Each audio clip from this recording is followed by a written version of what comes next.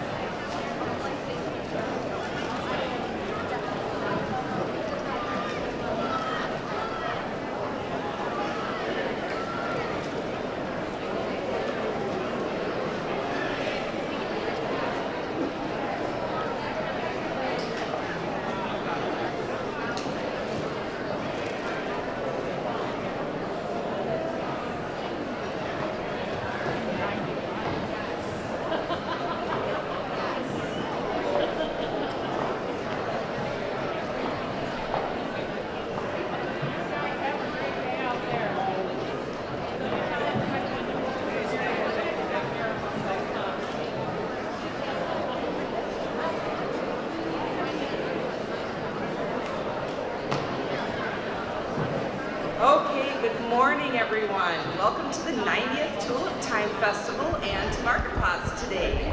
We hope you're enjoying your day so far. Hope the rest of your day goes good. It's certainly warmer in here than it is outside. These dancers you see here are our kindergarten dancers.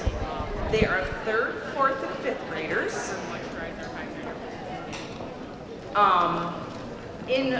In all, we have 124 of these dancers on the street in the evenings. So this is just a group of them here from Black River School. Dutch dance continues to be one of the main attractions for both the residents and the visitors who come to the Tulip Time Festival, but it wouldn't be possible for these kiddos here to dance for us if it weren't for their incredible parents who brought them to all the practices, who brought them to all the performances, because these kids can't drive yet.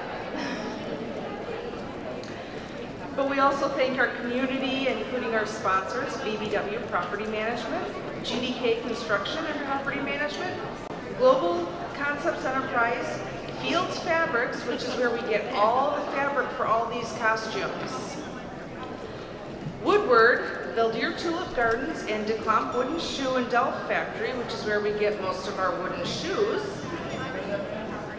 and our exclusive television partner, WZZM 13. In just a few minutes, we'll be dancing here on the stage. But before we do that, I would like to introduce our costume director, Nicole Johnson. She'll be sharing with you a little bit about the costumes you see here. Good afternoon, everybody. Thank you so much for coming to watch us dance this afternoon. These kids are so excited to perform for you. Like Jen said, my name is Nicole. This is my first year as costume director for these kids, but certainly not my first year experiencing Tulip Time. I actually grew up backstage here with my mom dancing for the show choir in the Holland Chorale. She also made all the costumes for that show, as well as about 40 Dutch costumes every season. So this is a real treat, a blessing, and a joy to finally be a part of this tradition myself. These kids provide their own costumes. Each costume is handmade. We have a few ladies in our community who do several of these costumes every spring, but a majority of these costumes are made by moms and grandmas, aunts, great-aunts, neighbors, friends, cousins. Whoever has any ability to sew, they are helping these kids hand make these costumes. We are so fortunate to have so many brave souls tackle this project every spring. Boys, or actually girls, will you please step forward, and I'm going to tell our guests a little bit about your costumes. Our kinder dancers wear costumes that are based on the outfits that are worn from the Spakenburg area of Utrecht, which is a fishing community. These girls' costumes have a red plaid apron. Ladies, will you please hold out your red aprons for everybody to see? Also, women's costumes had a red plaid apron as well, often matching their children's dresses. Excellent built-in security. You just have to match the right plaid to the right mom and you know you've got the right kid. Also, the girls' dresses have cute little puppy sleeves. Girls, can you hang onto those puppy sleeves and show everybody your puppy sleeves? The dress is distinguished by a beautiful floral fabric. It's a small pattern of pink or red separated flowers on a dark solid background. Yeah, thanks. My friend on the end there is showing you. Ladies, will you hold out your skirts, do a slow twirl, because we can see that floral pattern best from your backside. You just do a slow twirl, everybody can see those beautiful floral patterns. Because they can see your dress on the back. Gorgeous. Thank you, ladies. The black hat that they wear is also handmade by a woman in our community. There's beautiful embroidery and trims on this hat, and the hat is designed to just come over the ears a little bit, which is wonderful in this kind of weather because it keeps us extra warm. Ladies, would you take a bow? Thank you very much for showing us your costumes this afternoon. Thank you, gentlemen. Please come all the way forward. Boys in Spakenburg dressed exactly like their fathers with a striped shirt. Show us your striped shirt, boys. Hold that out. A red scarf and a fisherman's hat. We can tell that they're fishermen because of the black and blue striped fabric of their shirts. We do our best to replicate black and blue stripes. As you can see, we have a variety of blue striped fabric that we get from Fields Fabrics every year. They are distinguished by that blue and black stripe as fishermen. Farmers from the area wore a different colored stripe, so you were able to tell what profession a person was in by the color of their shirts. And then boys, if you would stick your wooden shoes out, I'll talk a little bit about these wooden shoes. Every dancer wears this additional Dutch clogs or wooden shoes. The shoes were worn by the majority of the people for their qualities of keeping feet dry, safe, and comfortable. They're made out of poplar wood, and every year De Klamp Wooden Shoe Factory imports these from the Netherlands for us. The wooden clogs are usually worn with thick, heavy stockings, and our dancers usually wear between 5 and 10 pair of socks so that their shoes are comfortable. And yes, they are comfortable when you wear enough socks. Also, they're not comfortable if you wear too many socks because then they're too tight. So the kids really do enjoy dancing in these. They're a lot of fun. Back in the olden days, people would stuff their shoes with straw or leather moccasins to keep their feet extra warm. And one holiday tradition was to stick your wooden shoes out with some hay and carrots for Sinterklaas' horse. And kind of like stockings and Santa at Christmas time, Sinterklaas would visit your house. He would take the hay and the carrots for his horses, and he would leave you some candy. And if I recall correctly, if you were bad, Black Pete would come chuck a lump of coal in your shoes. So you want to make sure to be extra good if you wanted candy in your wooden shoes at Christmas time. Boys, thank you very much for showing us your costumes, and you may line up.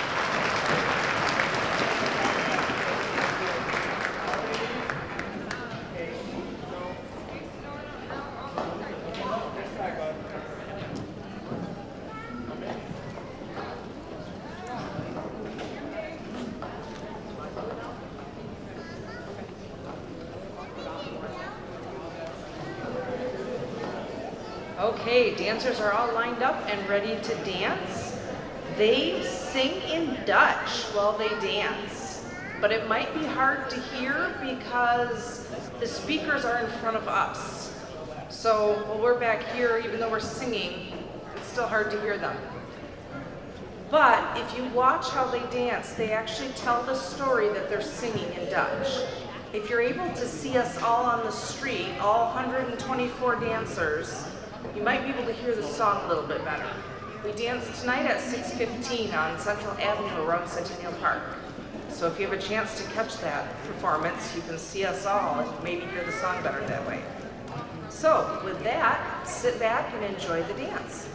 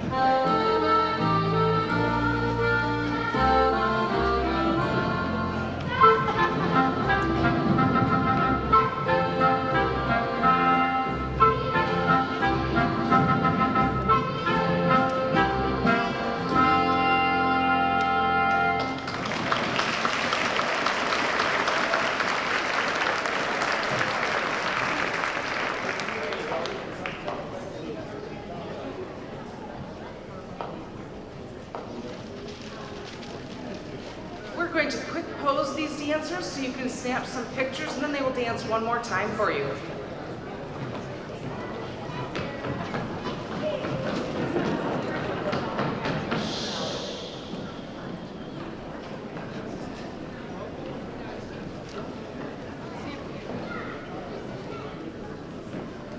While you're snapping pictures, these dancers and their parents are dedicated to our community, and they volunteer their time and their effort to perform for you. Many of the kids that have been performing on the stage have school. While these kids had a half day today, some of the dancers that we've had up here have had school, and they've had to miss it and keep up with any schoolwork that they've missed. Being involved in Dutch Dance and Tulip Time is a volunteer position for these students, and we greatly appreciate all that they do here.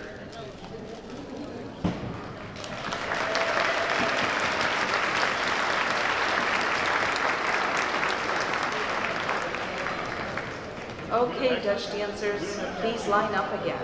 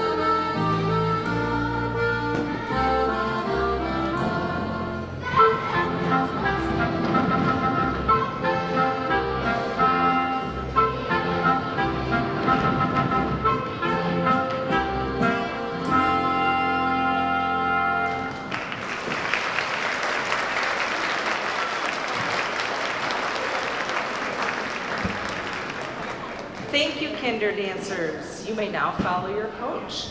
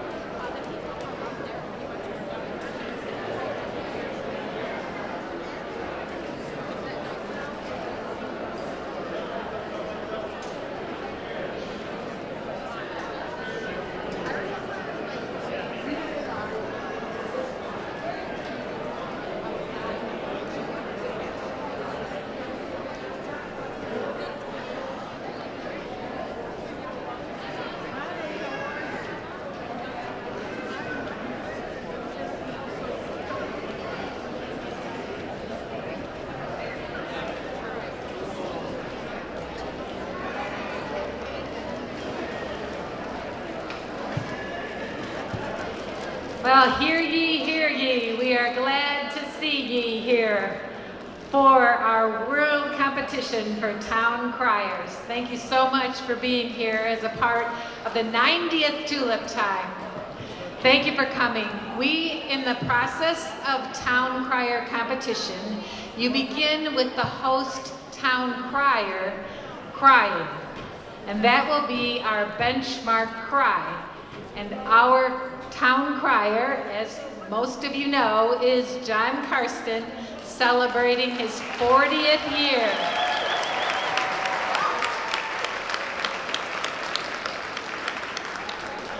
So you know what to do, John. Get. Thank you, Nancy. Thank you.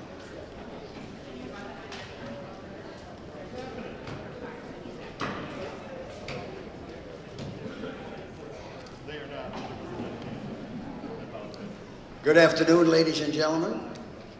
And I'd like to tell you a little bit about town crying and how it goes. But I'd like to begin by introducing our judges. And I would like to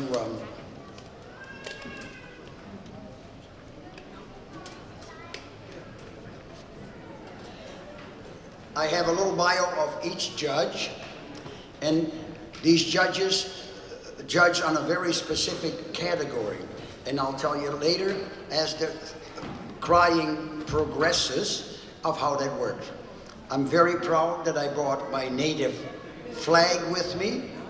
That is the flag of the Netherlands. And what you see around there are the flags of the 12 provinces of the Netherlands. Anyway, I need my glasses a minute, so let me get my brill.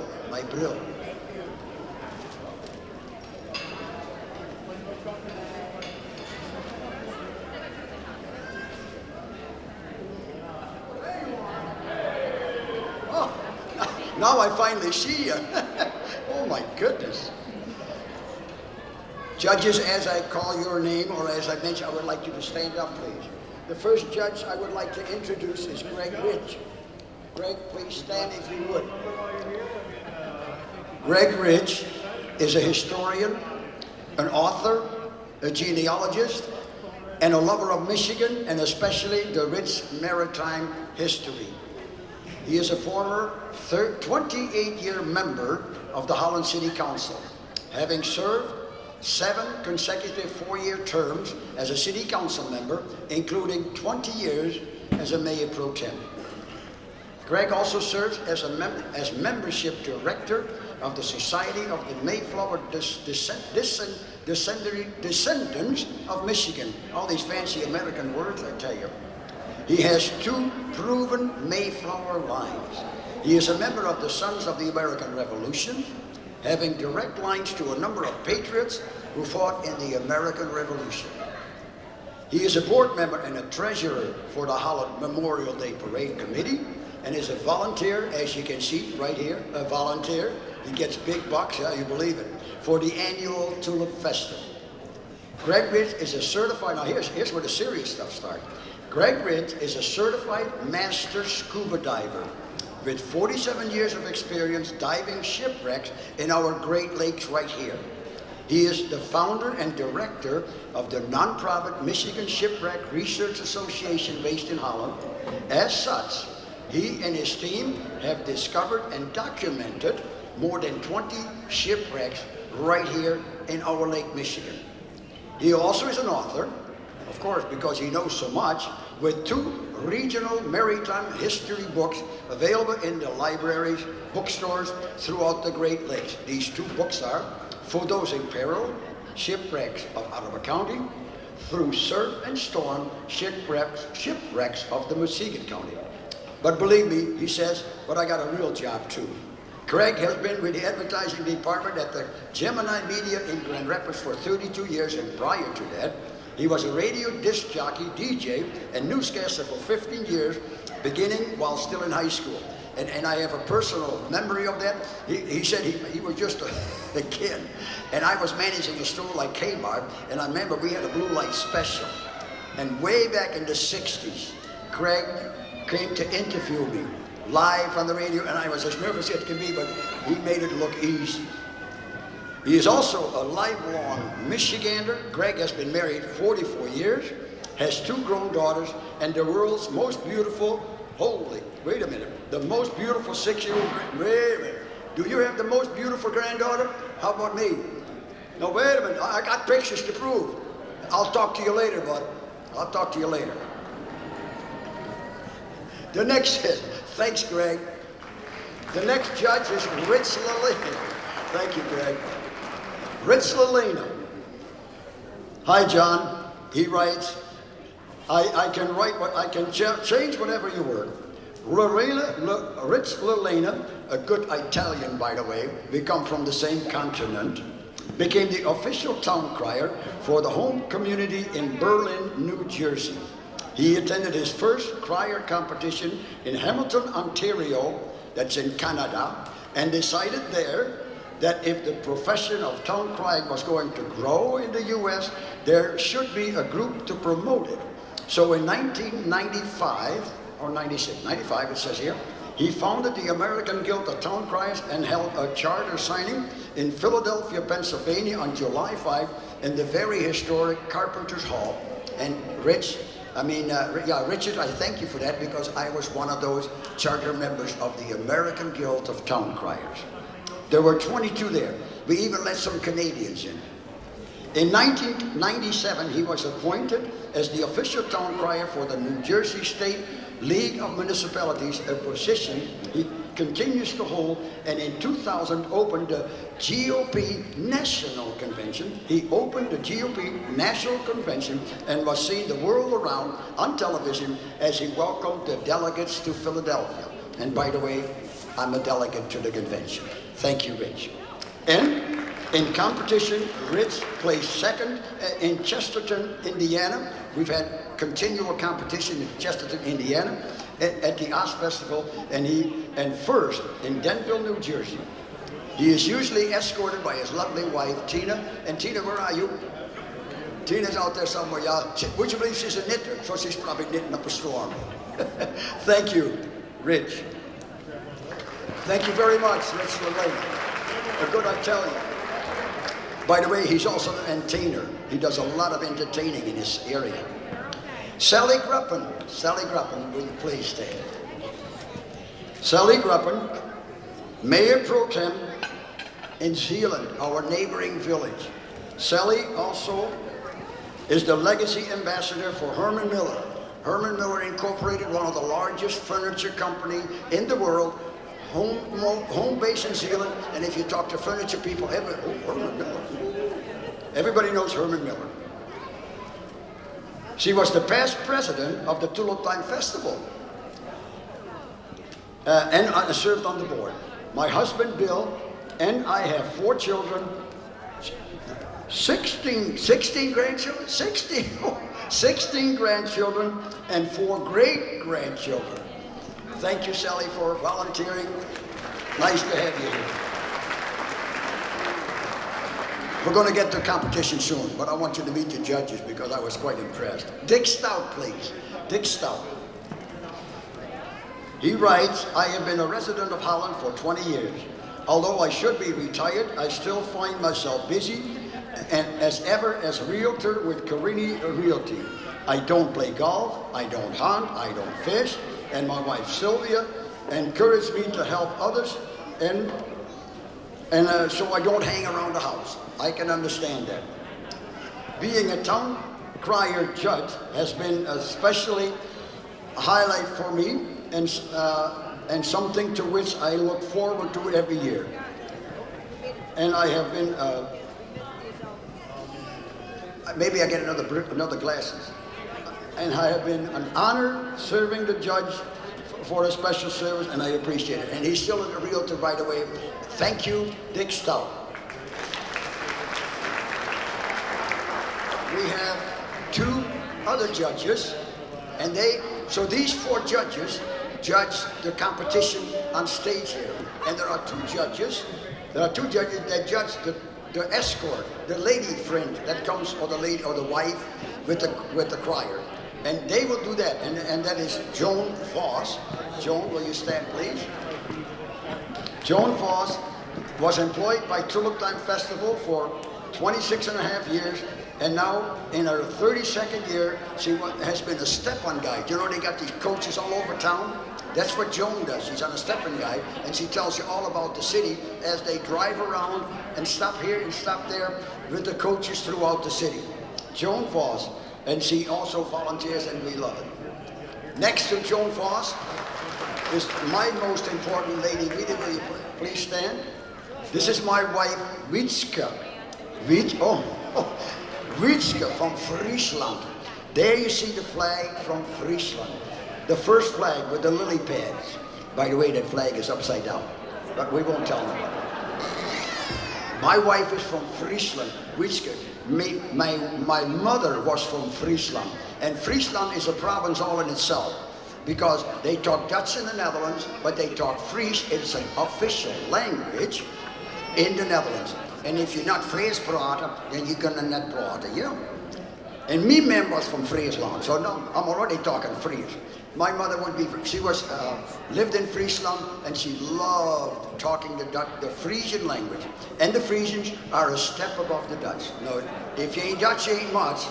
But if you're Fries, you hit the nouveau. You're almost halfway heaven, believe me. And I don't exaggerate. I'm not that kind of guy. Without further ado, I think we're going to start the competition. And Rita and I, and I'll tell you more as we progress, and Rita and I will start the competition. What I do, I'm going to grab my hat and bell. By the way, all the criers, that's kind of for, what shall I say, for ambiance? What is the fancy word? Every crier has his hat there, and they're all different. And I'm going to grab my hat and my bell, and then I'm going to go there with my wife, Rita, and the way we enter the stage, and the way we portray ourselves on the stage is kind of a benchmark for the criers. The criers say, do I have to go on this step? Do I have to go on that step? And I said to the criers, watch me, I'll do the benchmark cry. And the judges will score me kind of in the middle. And then, oh, the next crier is better than John, the next crier is not as good as John, and that is the beginning of the competition. And believe me, they're all better. They're unbelievable. I better need the drill.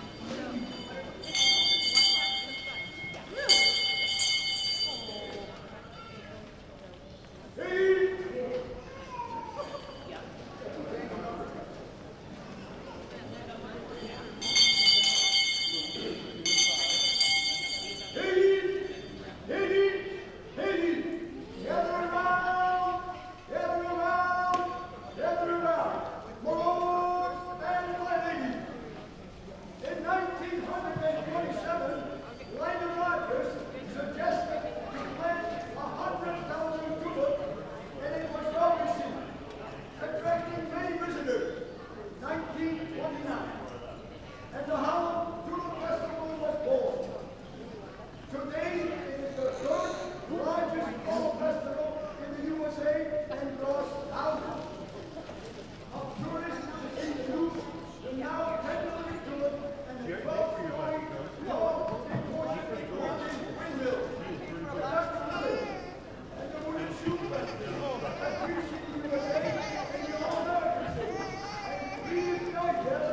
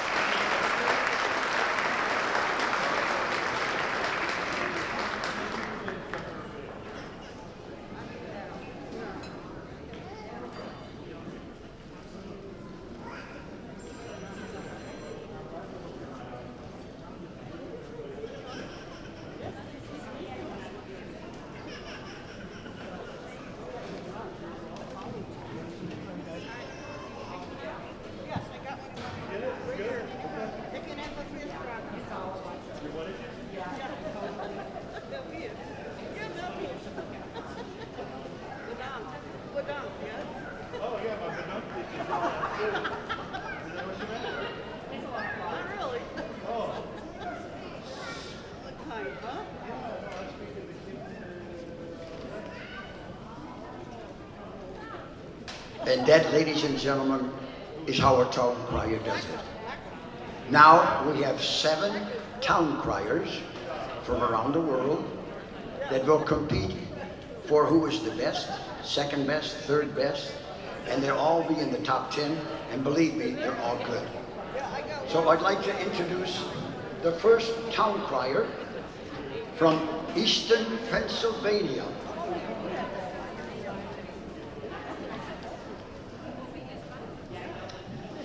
Yeah, fellas, just a minute. Okay, just be sure you stand ready when you're about to count, okay? From Eastern Pennsylvania, David Rose.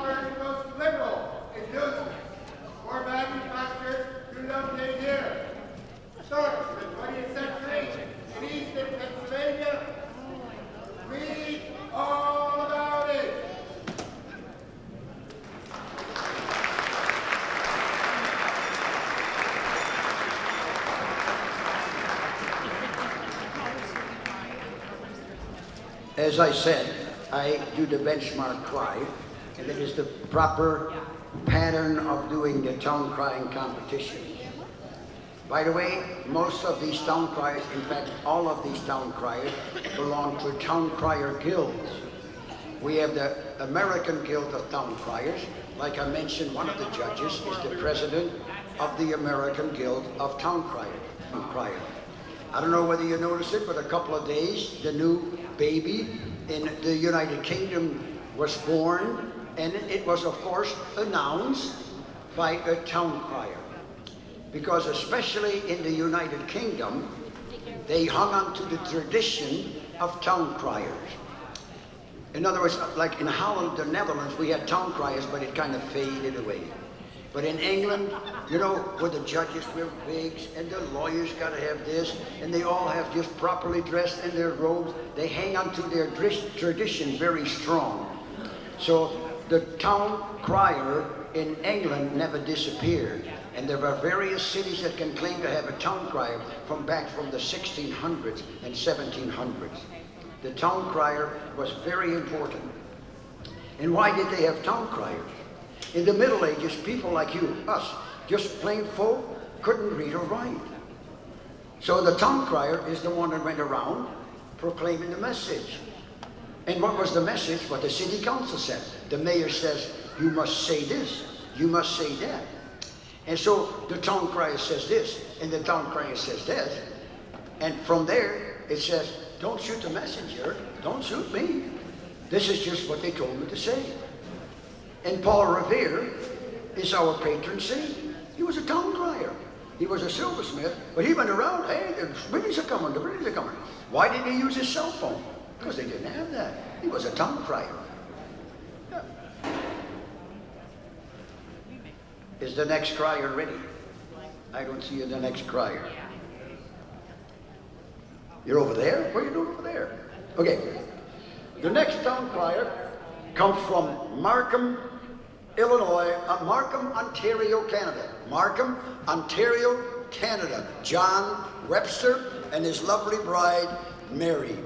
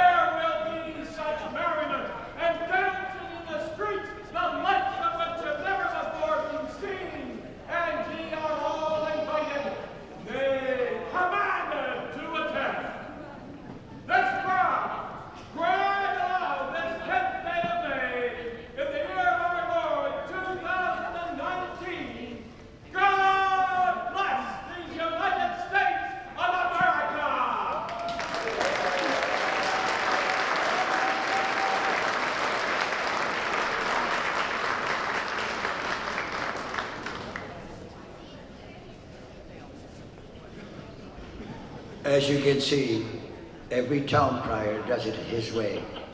And some of these guys do it this way, some of these guys do it that way. By the way, we also have lady town criers. I've been a member of the Guild of Town Criers, de Omroepersgilde van Nederland. That is the Dutch guild, and they have two ladies that are criers in the Netherlands. And I've been in Australia, and there are several ladies in Australia that are town criers. And believe me, they can let you have it.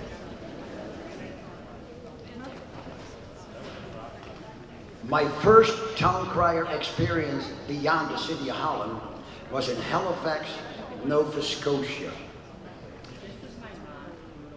1983, 84, I'm not sure what year it was.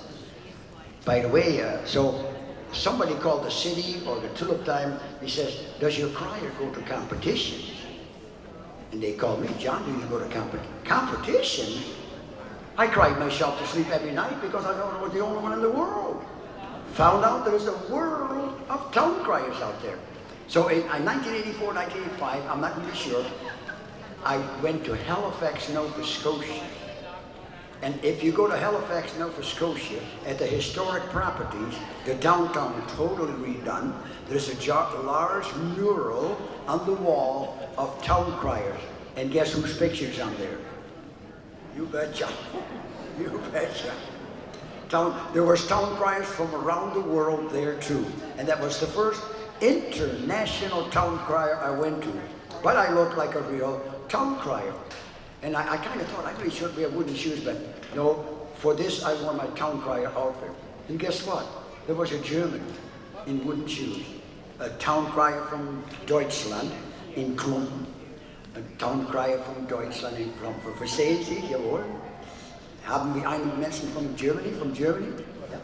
By the way, where are you from? Anybody? Who's from Michigan? Michigan, oh sure. Tell me what other state you're from, I want to hear it. Wisconsin, nice, we'll let you in. North Carolina.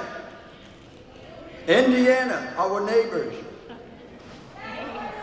Oh my goodness, you're from, what was that? California. Can you bring warmer weather the next time?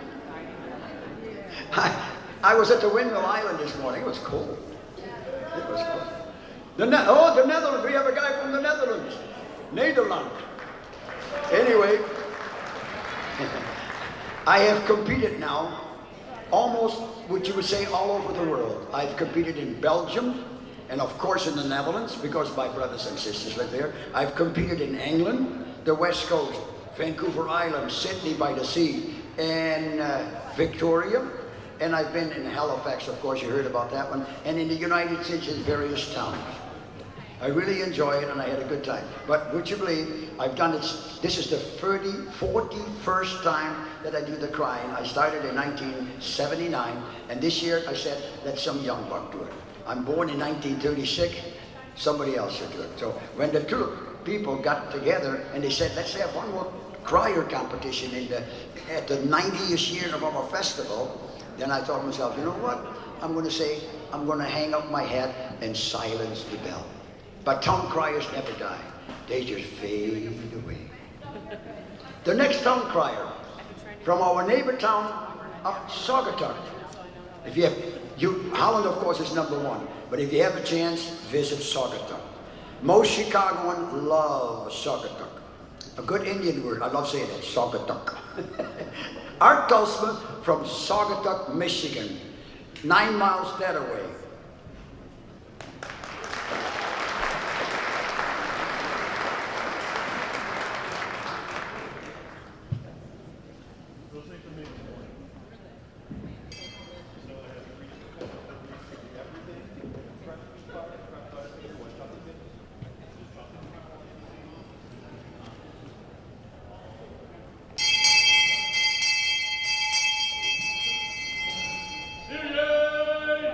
Hear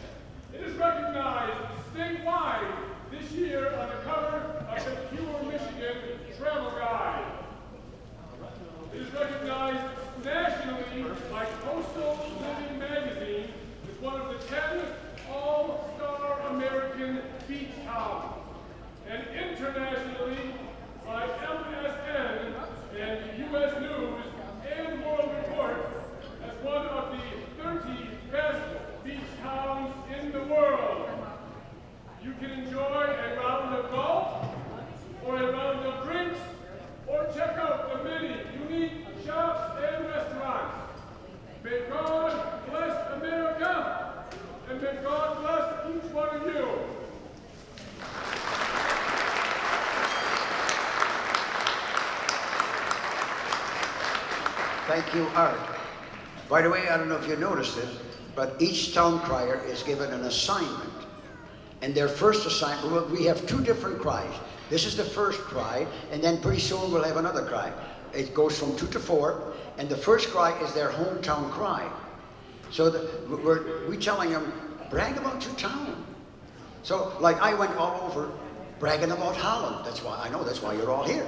So, in the first cry, they strictly brag about their town. Why would you want to come? In this case, for my case, it was come to Holland. For the other case, it was like Saugatuck, etc., etc. The various competitions I had is all over the world. In fact, I managed to buy several town crier books. There's a book called Crying Out Loud. There's a Dutch book, Boeren, Burgers en Buitenlui. And there are various town crier books. If you go to the, Amazon, right? You go to Amazon, then you can find all about town crier books. Now, I want to tell you something that I don't want you to get nervous or anything, but this event is live stream on abcworldnews.com/live stream. So you better comb your hair, because every once in a while you're on live stream, and your cousin from California might call and say, I saw you, but it's live streamed on abcnews.com//, I'm pretty sure, don't quote me, because that's the way, and then live speed, well, you know what I mean, live stream.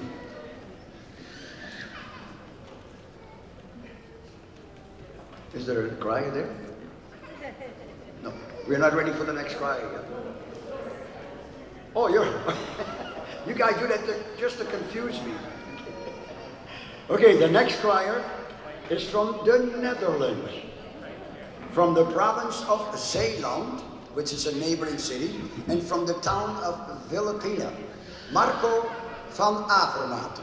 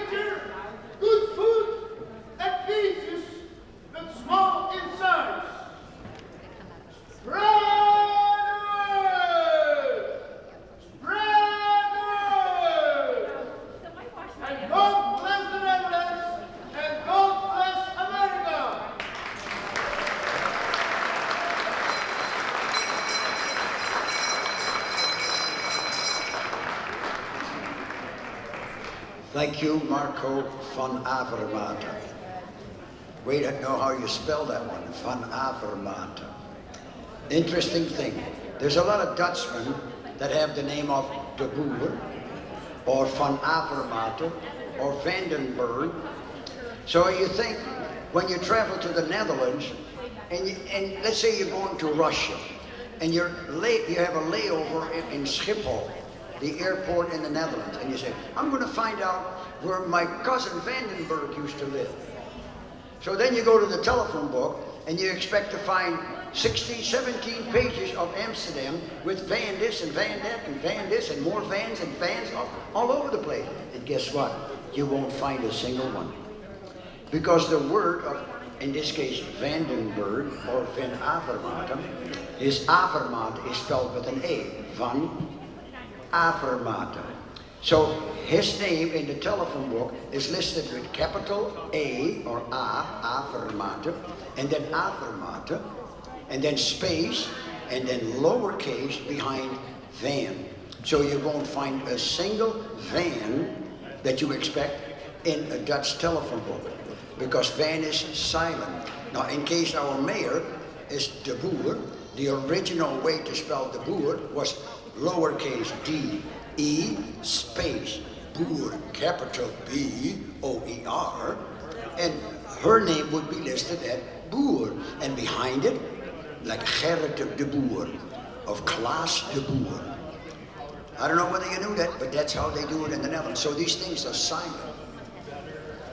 Now, you might have heard this before, because around the 1700s, everybody was living in a little village. There were very few little towns, and most people were known by Klaasson, Peterson, Harrison, Williamson, etc., etc.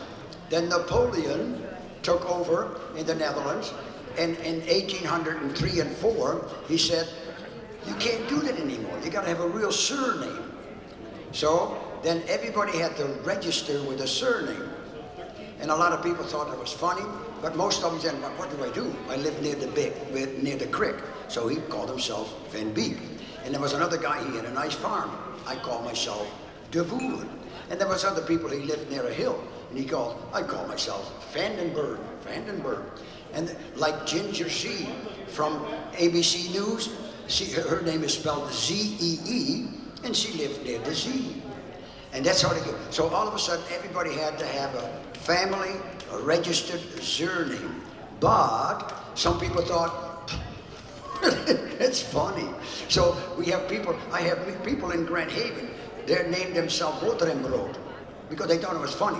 There's a guy that named himself Born Naked, Naakt Geboren. And there's all kinds of crazy names because they thought it was funny, but if that's what Napoleon wanted, that's what we'll do. But the name stuck. So I remember camping in Grand Haven with a guy, his name was Boterhamrood, that means nothing but butter and bread. And he kept the name, so he's still named that way. Oh, crazy things in America. I mean in the Netherlands. We're not in America. Anyway, we are next on the list with Bill McKee and his escort, Elizabeth. Bill McKee from Port Perry, Ontario, Canada.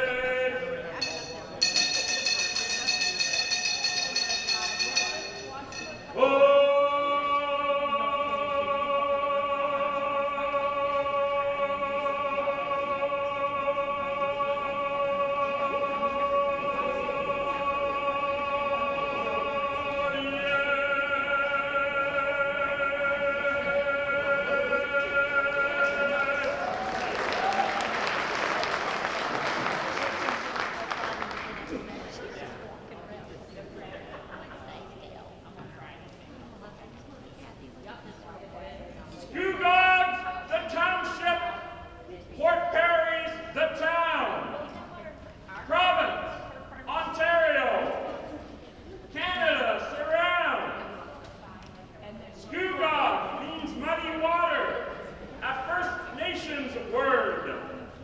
And the lake is just that, with lots of water birds.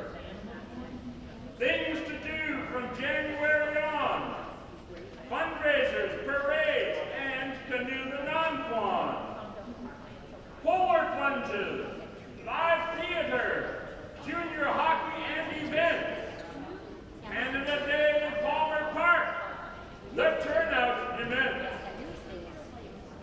Shopping and fishing and leisurely strolls. Bistros, cafes, and Hank's cinnamon rolls. The Dutch influence is all over the place. You may even know Emily Van Camp's face. Walks for mental health and great medical care. A museum of our history and an annual fair. Come up and see us. Tour, visit, or play. It's Port Perry, Scugog, just a few hours away. God bless America and Canada!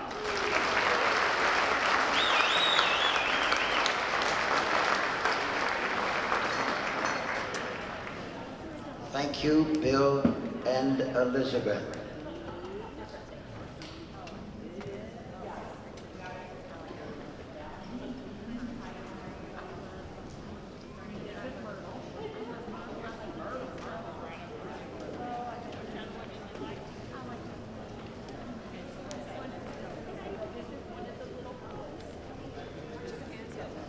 By the way, official rules of the American Guild of Town Criers are, when I introduce the crier, I only say the name of the crier, the name of his escort, and where he's from. I know a lot more of every crier. I can tell you forever about every, because I've met them all over the world, literally. But the rules of the American Guild of Town Criers is name, where he's from, escort, that's it. So that's what I do every time. An interesting thing is, here I am, the town crier of the city of Holland. And how did I become a town crier? You got a couple hours? We don't have a couple hours. Anyway, real simple. Let me start by the beginning. I come from the Netherlands. 1936, I was born there. And I was born in the province of Overijssel. People from the local area know where that is. My dad was a pastor, so I'm a preacher's kid. That's not good because I always had to behave. My dad said, Jan, you live in a glass house. Jan, you live in a glass house. In a you know what I mean, glass. Anyway, so I always had to behave, and that was not always easy. And then from Overijssel, in the Netherlands, we moved to the province of Drenthe, another little village nearby. And then from the province of Drenthe, I moved to the province of Groningen. And every one of those Drenthe, let me see, is which flag? I think that one is from Drenthe. There's a name by it or not? And the Groningen, I'm not even sure. Which one is Groningen? But Groningen, anyway. And in Groningen, something happened that affected me for the rest of my life, because guess what? I met her.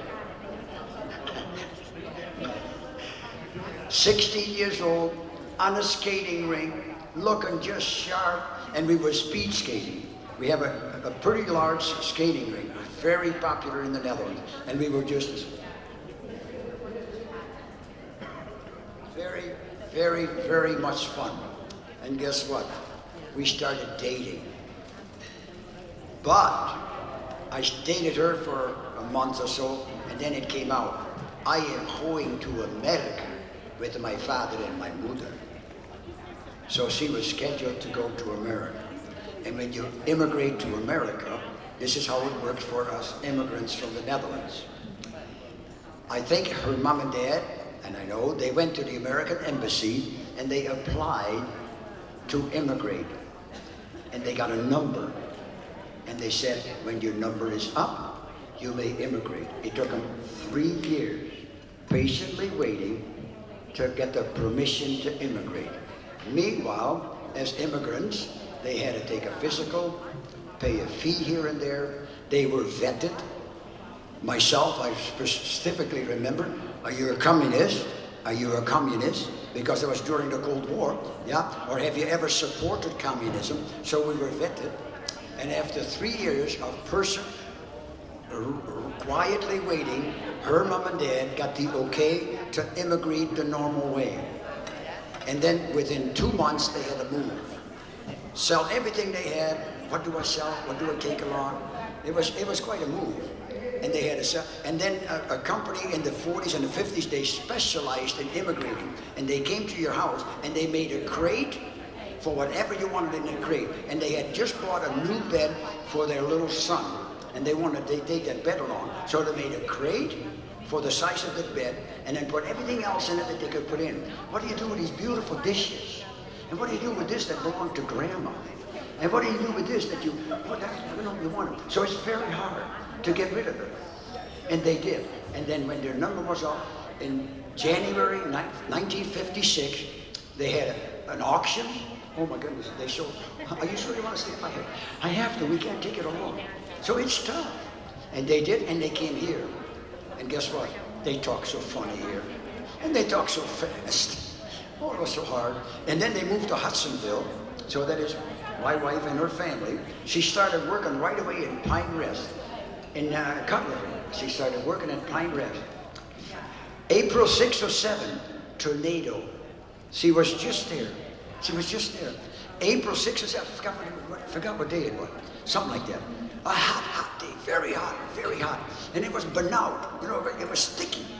And a tornado on the news, in her nurse's lodge, bad tornado on Van Buren. And guess where her mom and dad were?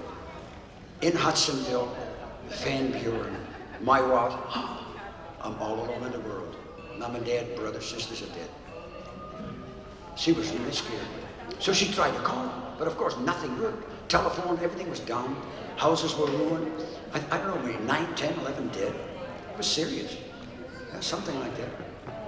And then later on, she got a call from her mom. We're safe. We're in Holland. They were in the process. They had moved in with an uncle who had sponsored them. And they lived in their basement, but they were in the process of getting out, and they had rented a house in Holland. But through all the controversy and through all the business, mom and a brother were already in Holland, and grandpa or her dad was still in Hudsonville. All he had was his clothes and wooden shoes. That's all he had. Their house, everything was gone. So guess what? He hitchhiked in wooden shoes from Hudsonville to Holland. Hardly knew where the house was that they could rent it. And he got a ride. The story, I would say, welcome to America, 1956. Oh, we're in a town crier competition.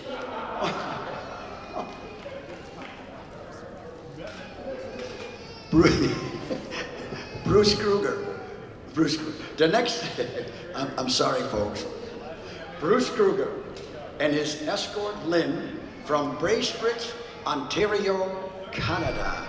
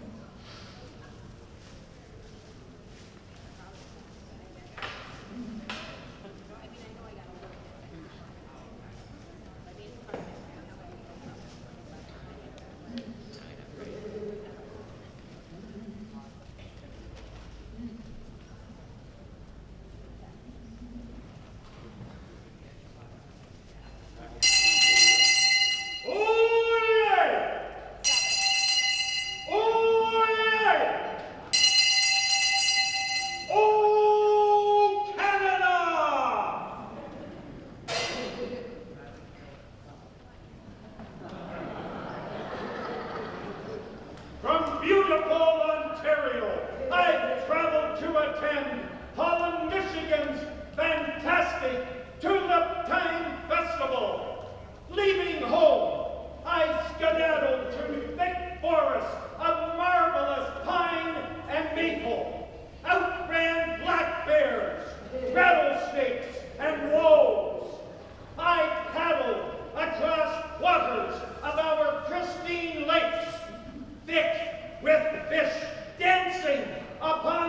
waters.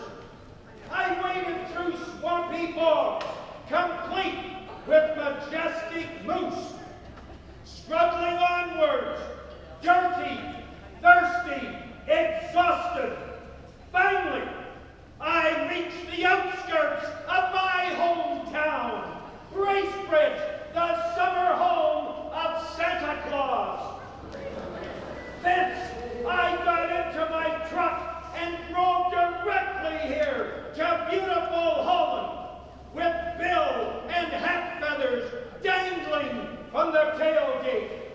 All this simply to say, from the lands of wilderness, loons, and Santa Claus, on behalf of all Bracebridge citizens, Merry Christmas! And of course, God bless America!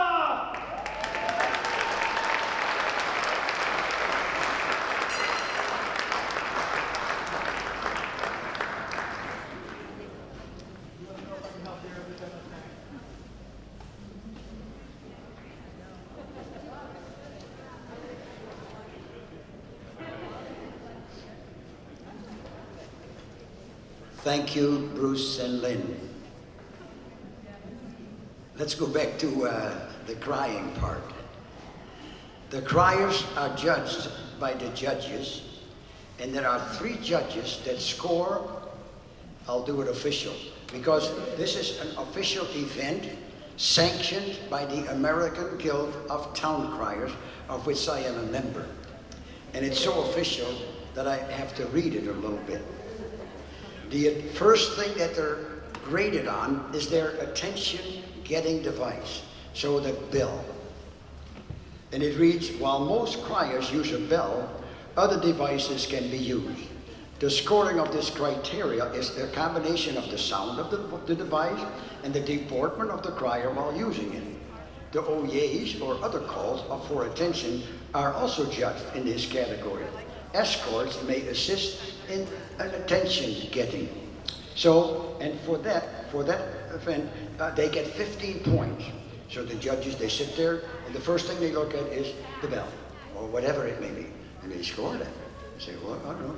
And there are 3 judges that do that, and they may each have a different idea. They don't talk together. What do you think? What do you think? What do you think? No, no, no, no. They do it independently. And then there is one judge that does, I would almost say, the bad part, because here's the serious part. Remember, the town criers were just a messenger. Don't shoot me. I'm just telling you what they tell me to say. So there is another judge, and that is Sally. Hi, Sally. Are you having fun yet? Sally Gruppen. She is the penalty judge. So she takes it away. So she has in front of her, like say, here's a cry. She doesn't even look, and she just looks. Oh, missed the word. It's a note card. Oh, missed the word. Oh, missed the word. And she does, and keeps track of that. And they can subtract up to 10 words. So she does the minors. And there's another one. Let's say the crier has the bell, and he's on the stage, and then he does the crying, sets the bell on the chair there, and he walks down. Oh shoot, I forgot my bell. So he goes back on the stage to get the bell. 2 points deducted. And that's what they scored on. Another one what they scored on, you see, is deportment. And deportment, I'll read the official way. The deportment that they're judged on is, as representative of their municipality or organization, criers are to fulfill the role of town crier with strong confidence, clear movements, and a memorable overall image. Judging begins when the crier is introduced and ends with the departure from the stage. Possible score, 15 points. So, points. The next one is the cry content. So, their speech or proclamation is written by them or their wife or somebody else, and then we listen to that. And is it a bunch of baloney? Is it just don't mean nothing? Or wow? And that is, I'll do it the official one.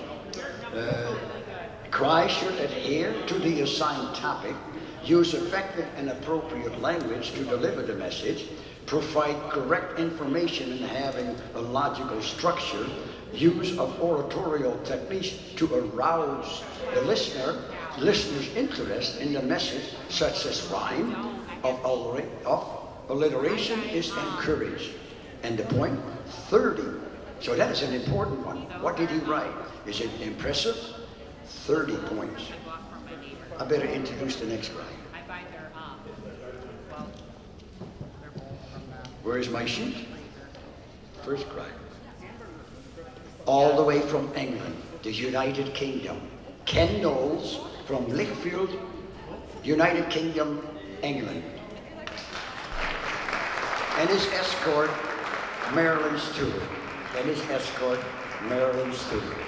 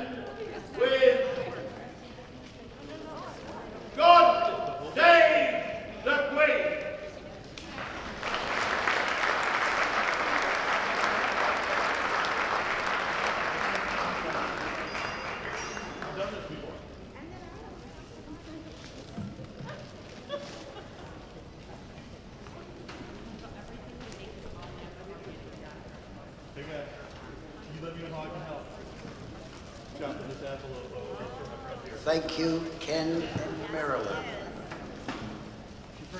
I just talked to the producer. I've been naughty. She said, she said you talk too much. We were supposed to stop at we were supposed to be done at 2:45. She said, you talk way too long. I don't know. Anyway, criers, we're going to go right away, the way I understand, into the second cry. And the second cry is what we call an open cry. And they do what they want to, just keep it neat and clean. Okay? We have a little surprise for John Karsten, our 40-year town crier. So we're going to have a little bit of a break here, John. So we have with us Senator Roger Victory, who has brought a proclamation for John from the governor and signed by the governor, lieutenant governor, and Roger, right? And Representative Brad Slaw. Oh, Representative Brad Slaw also. So would you like to take it away, Roger? Thank you so much. I certainly will, but you know, when you're among professionals, and I only being an amateur, I won't attempt to read this fine document, but I just will highlight our first paragraph here. That is, with deep appreciation for the hard work and dedication which represents the congratulations of John Karsten on his retirement as the Holland Town Crier. And with that, John, 40 years of service plus. Thank you.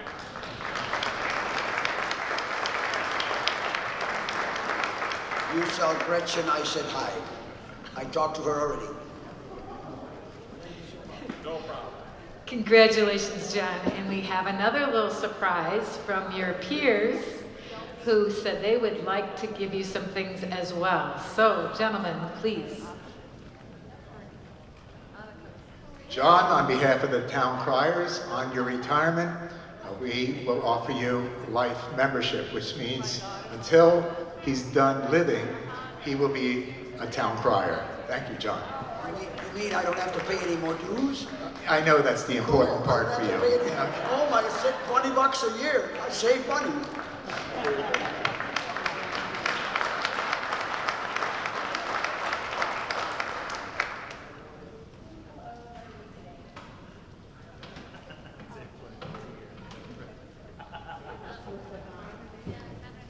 John, now, I had prepared from the American Guild a suitable for framing certificate. However, I won't blame it on my wife, but she forgot to remind me to bring it. And I said, but that's okay, because John usually goes off script anyhow. So John, the American Guild of Town Criers proudly recognizes our fellow town crier, John Karsten of Holland, Michigan, on his retirement as the Tulip Time Town Crier. John has distinguished himself in his community and has set an example of dignity, hospitality, and friendship. And therefore, it is my duty and my honor as president of the American Guild of Town Criers to hereby proclaim, whereas John Karsten has served the city of Holland for 41 years as their town crier, enhancing local events as the Dutch town crier. Whereas John Karsten signed the charter at Carpenter's Hall in Philadelphia on July 5th, 1997, making him a charter member of the American Guild of Town Criers. Whereas the city of Holland sought to recognize John and created an official designation of town crier in the year 2000. Whereas John Karsten has served the American Guild as its president for 2 terms with dignity, esteem, promoting this ancient and honorable profession. Whereas it has been my personal pleasure to have John and his lovely Dutch wife Rita to have stayed at their home and to call John my friend.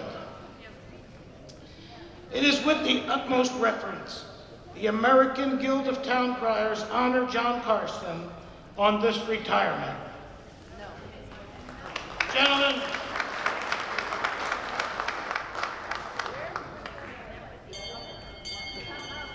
it's tradition that we all have our bells in our hands, so I I know me and Bruce Kruger were. Gentlemen, bells up.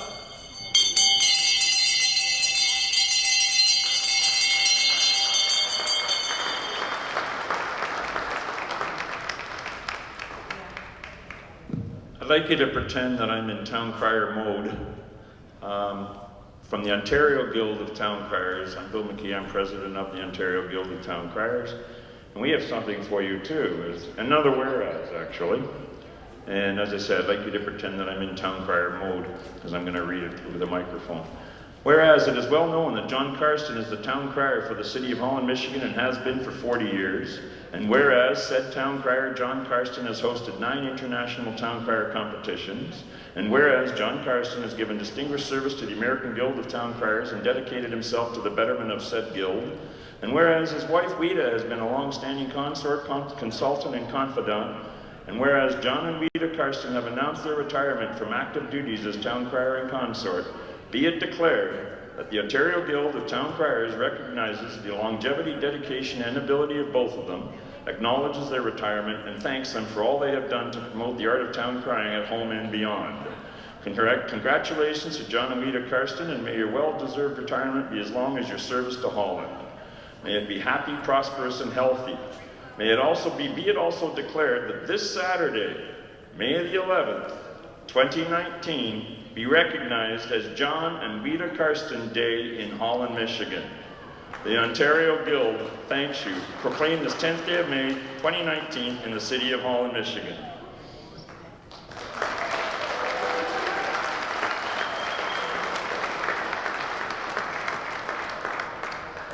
If they keep this up, I'm going to cry. My lovely wife of 62 years.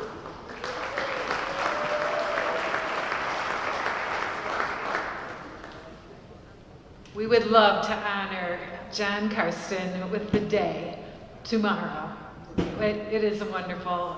The city is so proud of John and Wida. I mean, anybody could say they wanted to be a town crier, but not many people would serve with the integrity and enthusiasm and kindness and dependability of John and Wida. All these years, all kinds of events, all kinds of weather. No matter what, they were there, they served, they inspired the crowd, they did what they needed to do to make the town feel good and bring people together. And it is often a thankless job. But after 40 years, it is time to say thank you, and we really do thank you so much.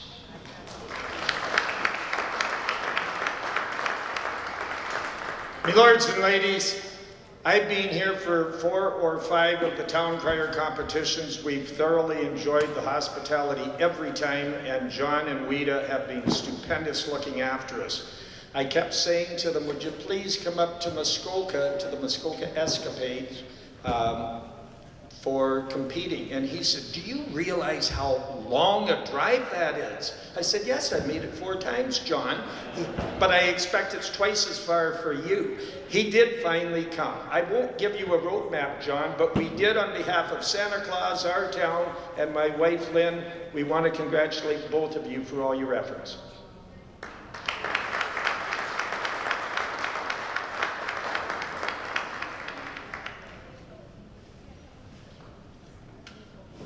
Thank you very much. Now I don't know what I'm supposed to do. I'm flabbergasted. By the way, this town of Bracebridge, Ontario, Canada, is at the 45th parallel. So Santa Claus comes from America, and halfway to the North Pole, he has to rest. So Muskego, Bracebridge, Ontario, is the 45th parallel. And for us Michiganders, we know what that means, he has to rest, because that is the Frankenmuth, like we have here in Michigan, that is the Frankenmuth of Ontario, the 45th parallel. Are we going to go through with the next? Where's the producer? Oh, here's the producer. Yes, ma'am, yes, ma'am, yes, ma'am. Okay, Vizca, we're going to start again.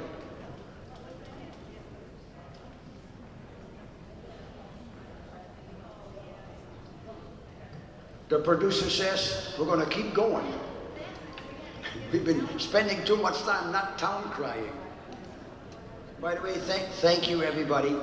Like I say, I kind of jokingly said, but it makes me, choke. But I won't cry in public. I'm a Marine. Marines don't cry. We're going to do the second cry. Benchmark cry, so that now I know why my wife is here. Because I got to do a benchmark cry again. A benchmark cry. So I got to get dressed.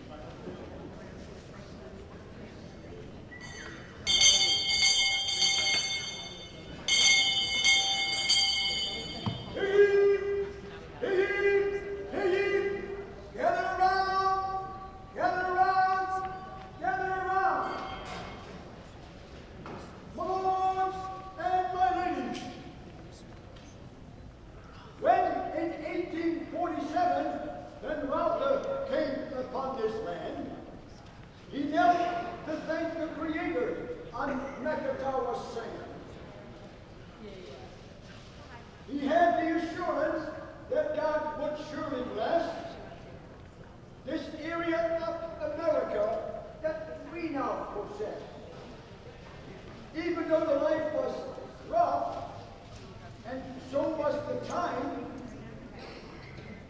before long, the people built homes and church bells did chime.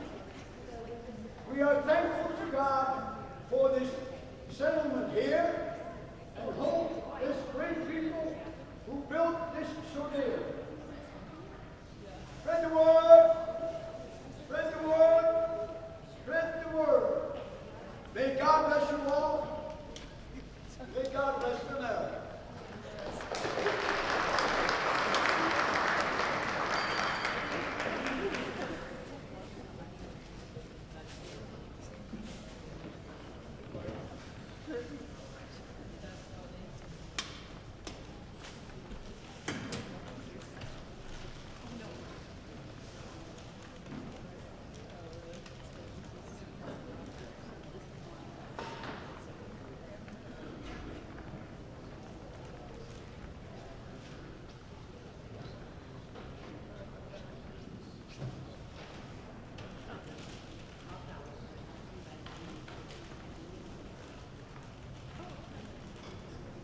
That was the benchmark cry.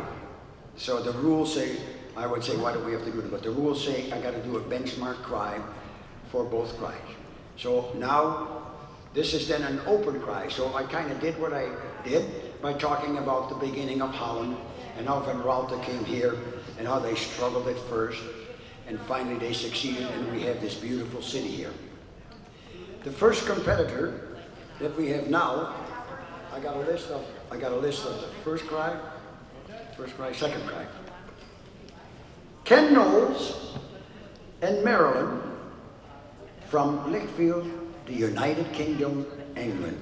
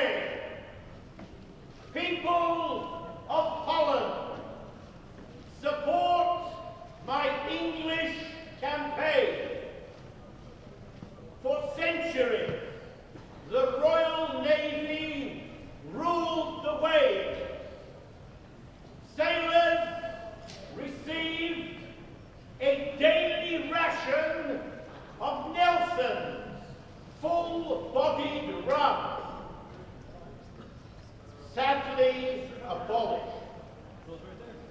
I'm campaigning to have that noggin restored. Reinstate the rum ration. Distribute it freely. Like all spirits, drink it neat. Vodka and ice ruins your liver. Brandy and ice damages your kidneys. Whiskey and ice breaks your heart. Gin and ice addles your brain. Martini and ice slurs your speech. There you have it. Ice is the killer. It's lethal. Warn your friends, family, lay off the ice.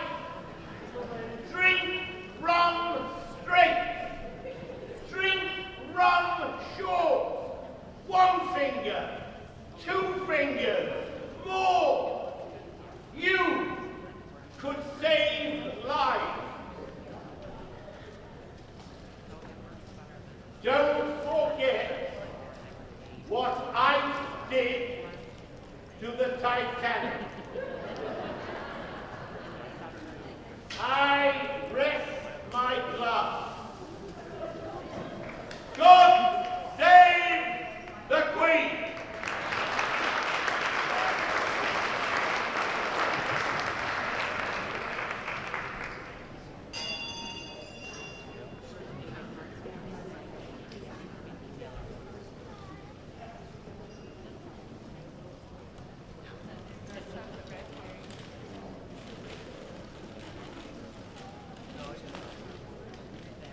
Thank you, Ken and Marilyn.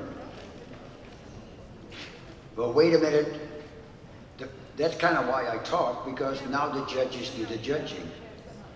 And we have a runner, my son John, and then he goes to judges, and then they're all done.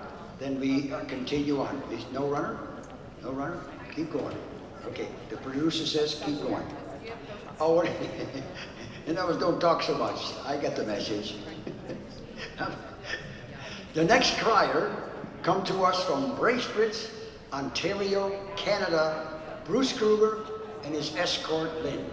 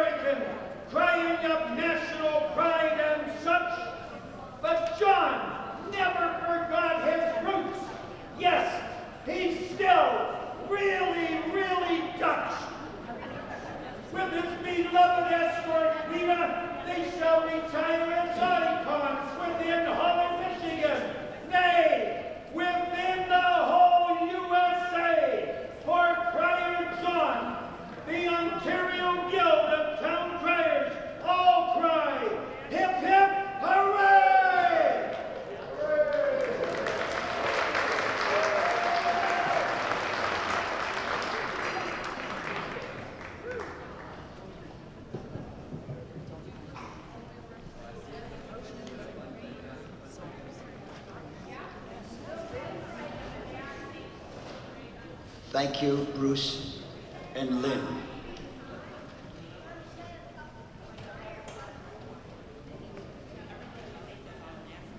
The producer says, keep going. I got a whole bunch of things I want to talk to you about yet. I want to tell you about my mom and my sisters, and about Grandpa and life in the old country. Oh my goodness, I'm not near done. But oh, this is a town crier competition. Oh, I forgot. The next town crier, by the way, this is what we did. We drew names out of a hat and numbers out of a hat, and then we connect them. So the first set of criers during the first cry were chosen by the judges. And for the second cry, we reversed it. So the last crier on the first cry was the first crier now. That's how that went. So in that case, it is Bill McKee is now the third crier with his escort Elizabeth from Port Perry, Ontario, Canada.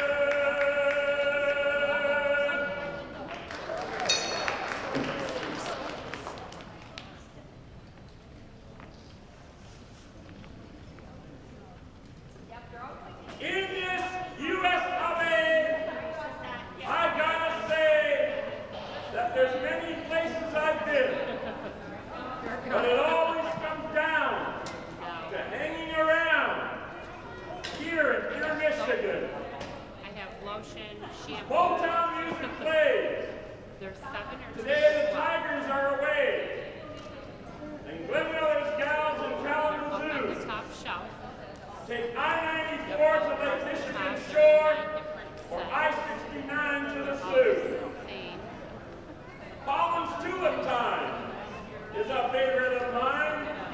On I-96, you drive. Or go to Flint, then to Saginaw, or up north to Mackinac. No surprise this state's alive.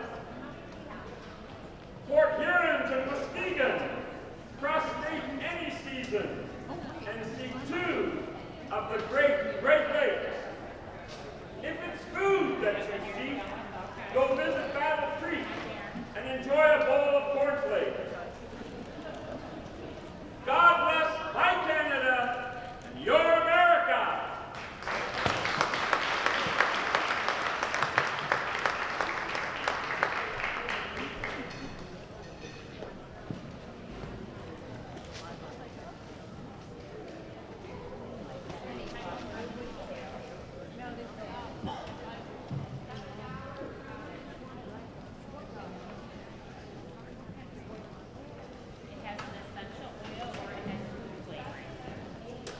Thank you, Bill and Elizabeth. Thank you. How we doing, Rachel? Keep going? I can't talk about Grandma and all that stuff? Oh. Okay, we won't talk about Grandma and Opa and Oma. We'll do that next year then. Oh no, I'm retired. Oh shoot.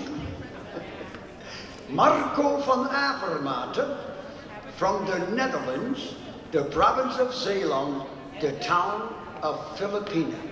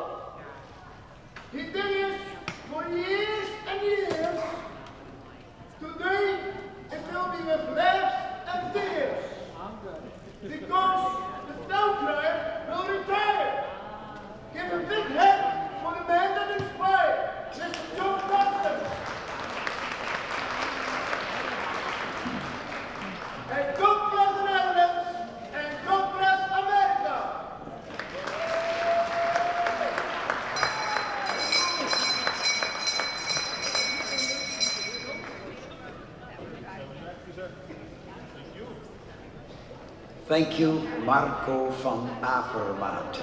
I love saying it. Good Dutch name, Marco van Avermaet. By the way, a cousin of his is a very good wheel runner in the Tour de France. Van Avermaet. Next time you watch the Tour de France, you come across the name Van Avermaet. Oh, I can't talk about Grandpa, I can't talk about Tour de France. Oh my goodness. The next town crier from our neighbor city, Saugatuck, Art Tulsman.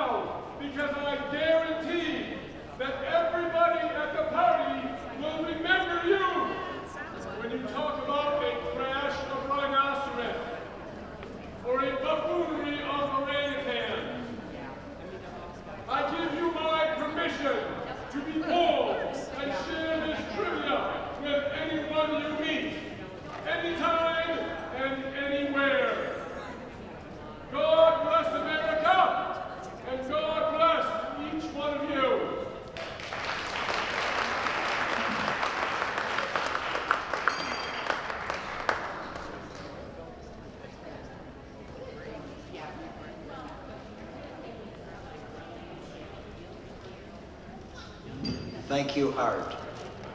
Say hi to Tonya.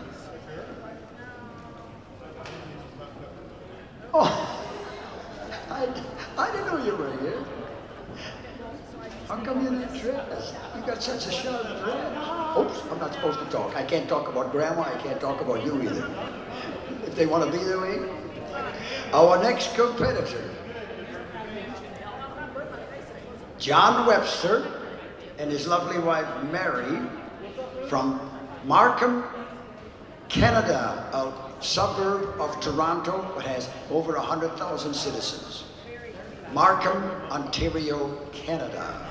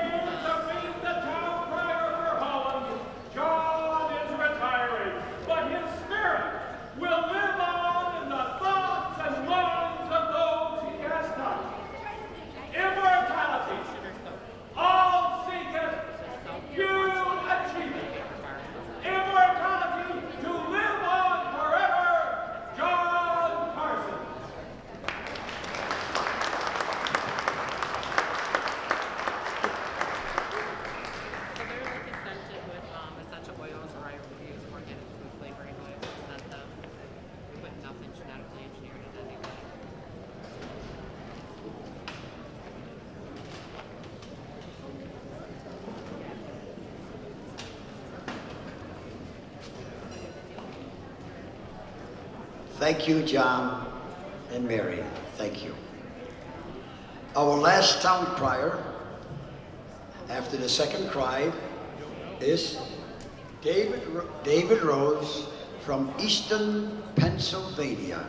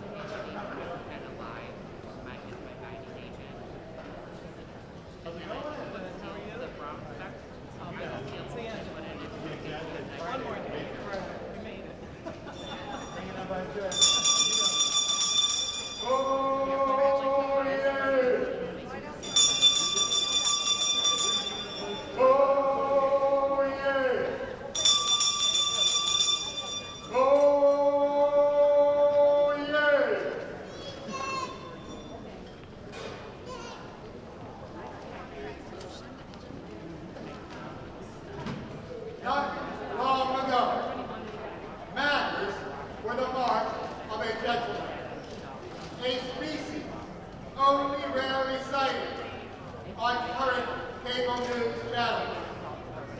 It is therefore necessary to recall the rules of polite conversation from the 1860 Gentleman's Book of Etiquette and Manual of Politeness, which advises avoid political discussions in general society. Such discussions lead almost invariably to irritating differences of opinion, often to open quarrels and a coolness of feeling, which may have been avoided by dropping the distasteful subject as soon as on differences alone. Remember to listen courteously to those whose opinions do not agree with yours, and keep your temper. A man is happy, ceases to be a gentleman, and so I take my leave.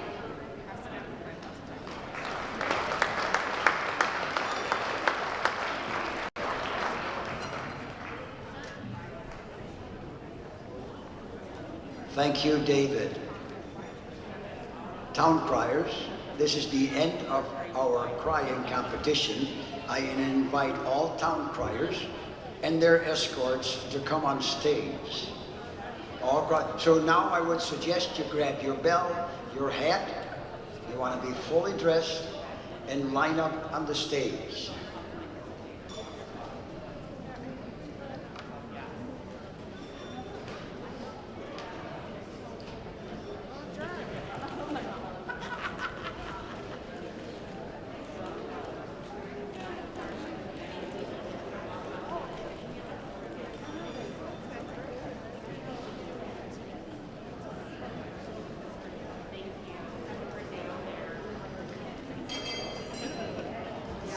We are going to begin.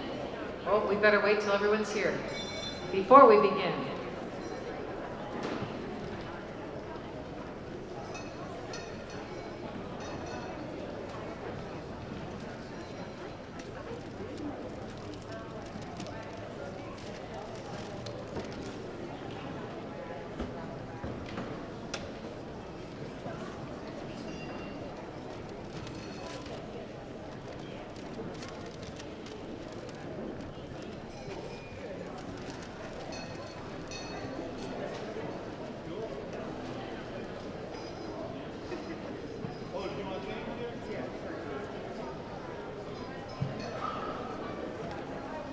Jen, the tip jar's not even work.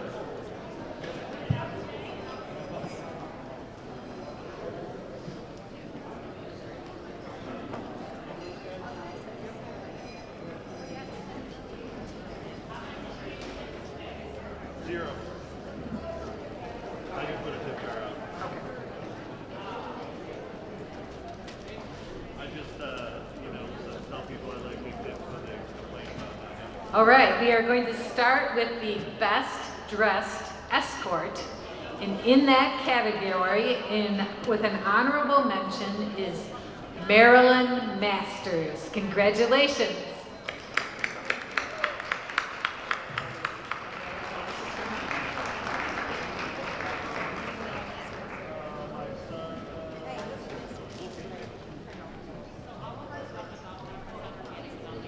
Our third place winner is Elizabeth McKee.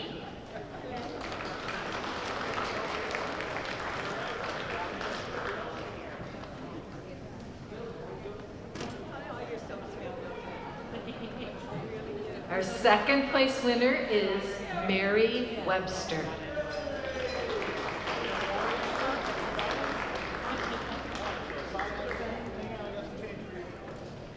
And our first place winner for the best dressed escort is Lynn Kruger.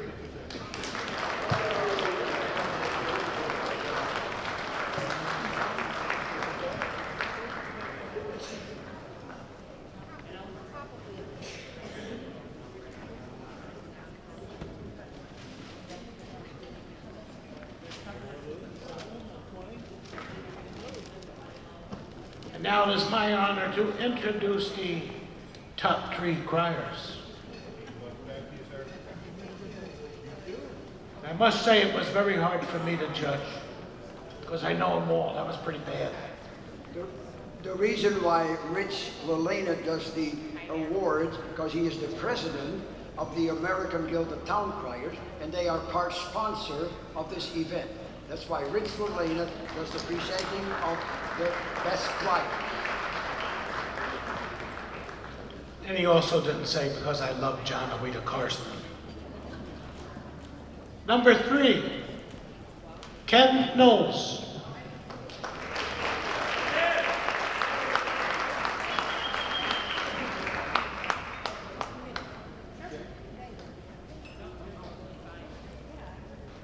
Second place winner, Bruce Kruger.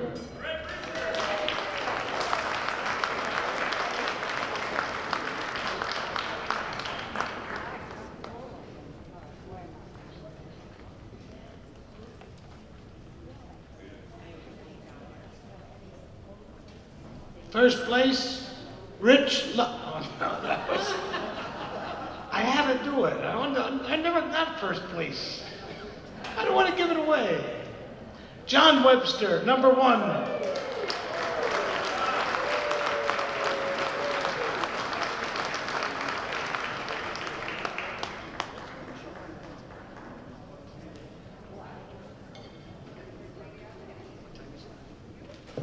Ladies and gentlemen, this is a Kodak moment.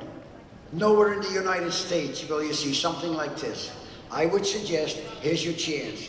Canada, the United Kingdom, America, and remember, this is live stream, so if you go to abcnews.com/ and all that fancy stuff, it's on the, so my cousin in Ontario or my friend in Oregon can see this live.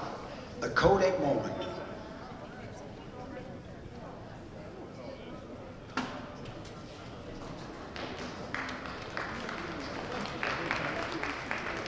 And then, ladies and gentlemen, as the town criers have a normal farewell greeting for you, we do what we call a bells up. That means all the criers at one time, I don't know whether the windows are guaranteed or whether you might have earplugs, but we're going to have a genuine Dutch, Holland, Michigan bells up.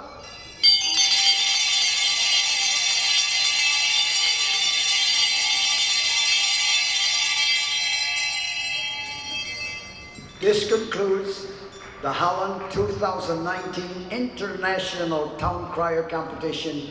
I hope you enjoyed it. I had a ball. Next time I'll tell you about Grandma.